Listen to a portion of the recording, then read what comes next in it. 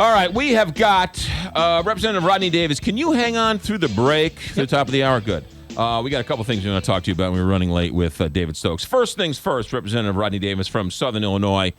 How hard is it to pass the Zadroga Act for these 9/11 first responders? Why is this so difficult? You know, I don't know why, McGraw. It's frustrating to me. As a matter of fact, a week ago, I was at the 9/11 memorial.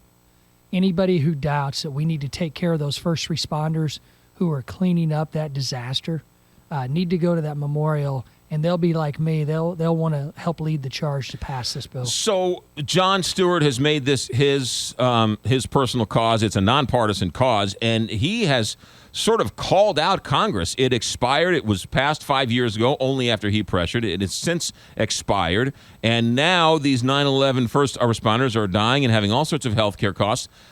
How can explain this to me? Why is this so difficult? Something where we all agree can't get funding.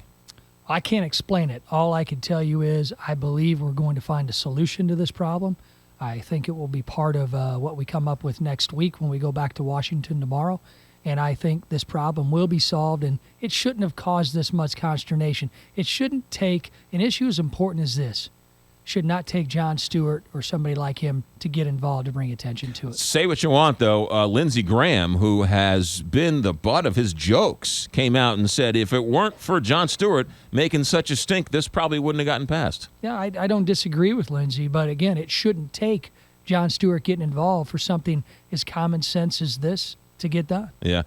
You're in Southern Illinois. How much are you watching what's going on in your home state with the state budget and that whole debacle? Oh, very much so. My district has more state employees than any other district in the state. I represent Springfield, so a lot of the folks that are engaged in these talks are my constituents.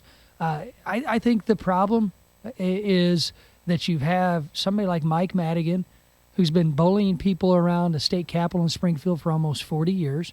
He doesn't like to be told no. Bruce Rauner doesn't owe Mike Madigan anything. This was bound to happen after the election.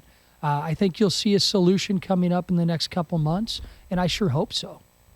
Representative Rodney Davis, hold tight. I want you to come back through the break. We're going to talk to you in the 9 o'clock hour. A couple things on gun control and how your campaign's going, as well as terrorism as well. So hold on, and thanks for holding on through the break.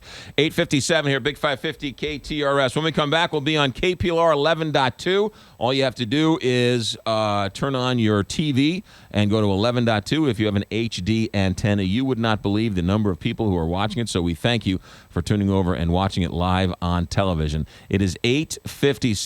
We're back in a moment. Don't forget, you can follow us on Twitter and yell at us on Facebook. It's 8:57.